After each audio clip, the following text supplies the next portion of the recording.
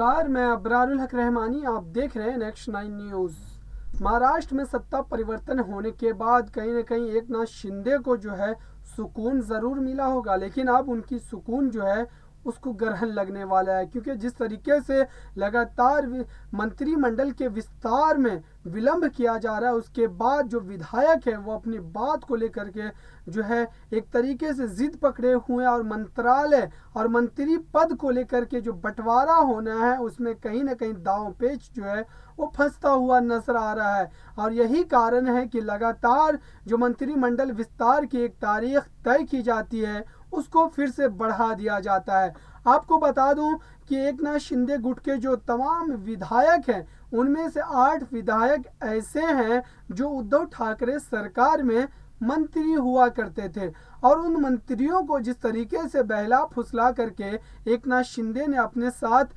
शामिल तो कर लिया सरकार में, लेकिन क्या उन मंत्रियों को अगर मंत्री पद नहीं दिया जाता है या किसी को एक छोटा मंत्री पद दिया जाता है, छोटा मंत्रालय दिया जाता है, तो उसके साथ वो खुश रह पाएंगे? और उसी बात को लेकर के अब तनातनी जो है वो जारी हो गई एकनाथ शिंदे गुट में, और इससे एकनाथ शिंदे को मुसीबत जो है वो उसका सामना करना ही पड़ सकता है। क्योंकि अगर एकनाथ शिंदे के साथ इन विधायकों में से 1-2 का भी आंकड़ा इधर से उधर होता है तो फिर एकनाथ शिंदे की सरकार को खतरा जो है वो मंडराने लगेगा। क्योंकि एकनाथ शिंदे लगातार जिस तरीके से सरकार को लेकर के एक तरीके से चिंतित नजर आते हैं, और देवेंद्र फडणवीस समेत और भी बड़े बड़े जो नेता हैं उनका दबाव उनके ऊपर एक तरीके से जो है आपको देखने में भी और एक फैसलों में भी समझ में आता है। साथ ही मैं बात कर लूं, अगर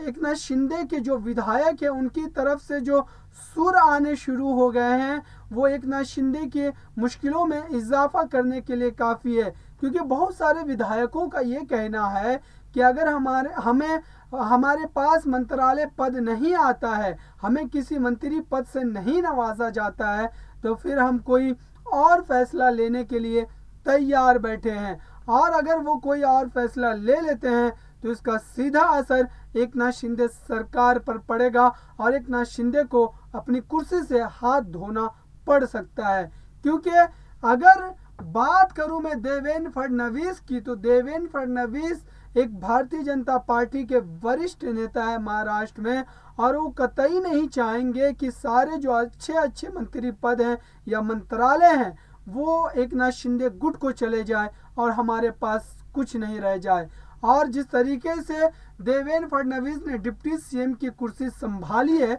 तो उसके बाद तो ये संभावनाएं जो है वो लगातार बढ़ती ही जा रही थी कि अगर देवेंद्र फडणवीस ने सीएम पद को लेकर के किसी तरीके से कॉम्प्रोमाइज़ किया है तो वो मंत्रालय को लेकर के कॉम्प्रोमाइज़ करने की स्थिति में बिल्कुल भी नज़र नहीं आएंगे, और आने वाले समय में यही होता हुआ आपको देखने को मिल सकता है। फिलहाल के लिए इतना ही। देखते रहिए ताज़ा तरीन खबरों के लिए नेक्स्ट 9 न्यूज़ को। धन्यवाद।